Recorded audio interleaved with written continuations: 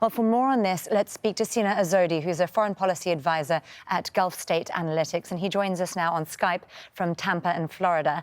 Sina, as we've been hearing from our correspondent in Washington about the strength of the US-Saudi relationship, how might all of this impact the regional tensions in the Gulf that we've been seeing build for some time now? I think this is not the attacks were not an isolated incident, and we should look at it in a broader perspective of Saudi-Iranian proxy war and Iran's sort of resistance to the U.S. pressure. In terms of Saudi-Iranian tensions, you could argue that this is Iran. If this is actually in fact Iranians, you could argue that it is basically Iranians that are trying to bleed the Saudis in Yemen.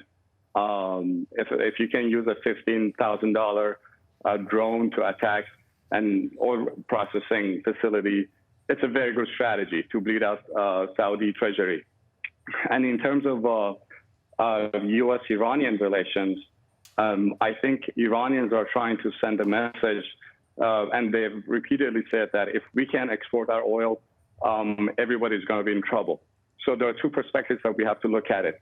They haven't taken an official position yet, but I'm quite certain that they will deny any involvement, but they will embrace the attacks.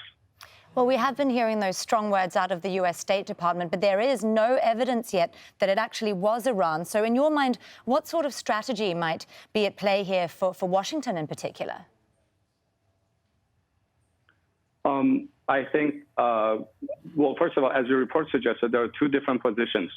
One is Secretary Pompeo's position, which very quickly blamed Iran and hasn't offered any evidence that it was actually Iranian. And second, it was President Trump's basically position that he offered full support for Saudis and the right to self-defense, but he hasn't mentioned Iran.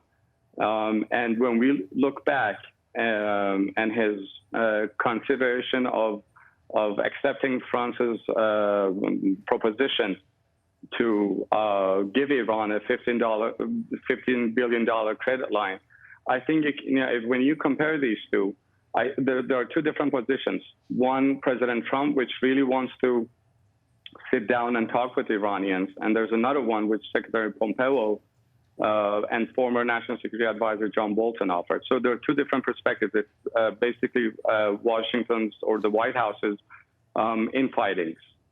Well, given all of that infighting, who's likely to win out, especially given that the U.S. Commander-in-Chief is the President Trump? Well, if there was any other president, I would say that, given the pressure that President Trump is under from his advisors, one would say that any other president would cave in. But President Trump is not an ordinary president, and eventually if he doesn't like someone, he fires the person. So I am hoping that President Trump's thinking or option would prevail.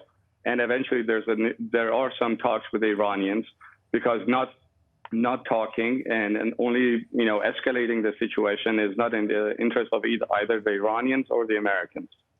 Sina Azodi, a foreign policy advisor from Gulf State Analytics. Thank you for your insights on Al Jazeera, Sina. Thank you.